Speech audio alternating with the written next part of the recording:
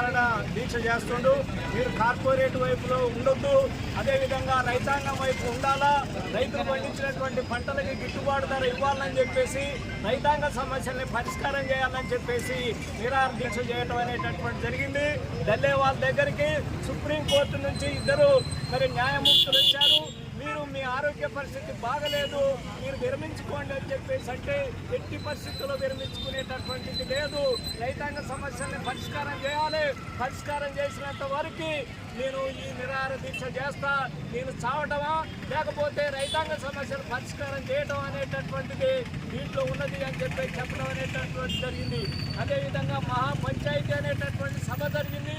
ఆ సభకు వేలాది మంది మహిళలు వస్తున్నటువంటి స్థితిలో యాక్సిడెంట్ అయ్యి ముగ్గురు మహిళలు చనిపోవడం అనేటటువంటి జరిగింది. 60 మంది గాయపడ్డారు.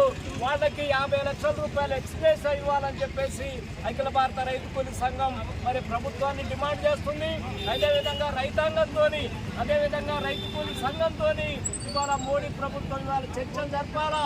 చర్చలు జరిపి ఆయన ఎందుకు చేస్తున్నాడు అనేటటువంటిది పట్టించుకోవాలి. ఇవాళ కోట్లాది రూపాయలు బడా కాంట్రాక్టర్లు అదేవిధంగా కార్పొరేట్ శక్తులకు ఇవాళ డబ్బులు ఇచ్చేటటువంటి రుణమాఫీ చేసేటటువంటి ప్రభుత్వం ఇవాళ రాష్ట్రాల్లో కానీ దేశంలో కానీ రైతాంగానికి పైసా కూడా ఇవాళ చేయలేదు.